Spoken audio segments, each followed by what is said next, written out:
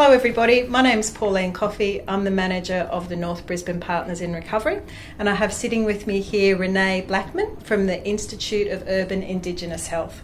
The reason we have Renee here today is that we've just signed and re-signed our memorandum of understanding that the PiR consortium has with each other, with all of the 12 members, and also now welcoming the Institute as part of the PiR consortium. So Renee, do you just want to introduce yourself and what you do at the Institute? So my name is Renee Blackman. I am the manager for the Institute services or health services on the north side of Brisbane. I'm a nurse by trade. Yep.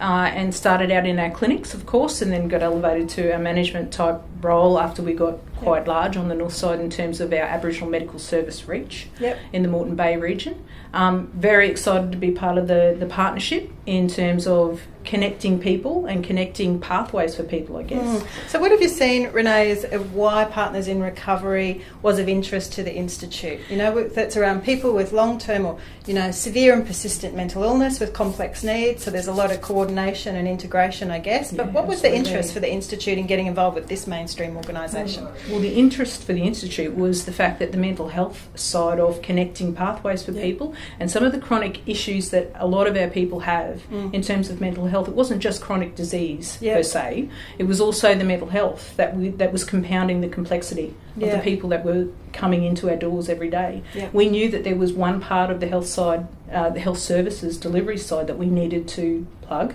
Yes. We did that through our own social health networks. A lot of it was external, so a lot of it, and when this partnership became available, it was very timely. It was exactly what we were looking for in terms of making sure that those pathways for people were a little bit easier and a little bit more streamlined. And I think that's the reason why that's definitely part of our brief in terms of delivery of services on the north side for Aboriginal and Torres Strait Islander people. It's about streamlined services. So a person walks in, they don't know that there's lots and lots of pieces to the puzzle that are happening behind the scenes. They just know they're getting a nice, smooth service. And that's what we wanted. And whether it be, like I said, whether it be the mental health side, whether it be chronic disease or both, but it needs to be comprehensive, it needs to be smooth. Otherwise people don't come back. Yeah, absolutely. And so what the actual reality is that there's a couple of support facilitators who will sit within the Institute, and that's because the consortium agreed to share their resources, because all the way through there'd been a commitment to Indigenous health and closing the gap and trying to improve.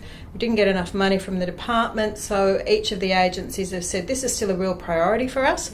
We see the real benefit, and there's also that say, look, we want to link more with primary health care services, and so this was one way of being able to do that. So we're very excited about it. Thank you very much. Thank you, Renee. for having us. All right, and we'll keep everybody updated, and hopefully when we've got some other real live people who are in the roles, we'll be able to talk about where they're working and what they're doing and any other updates we can provide. Thank you. Thank you.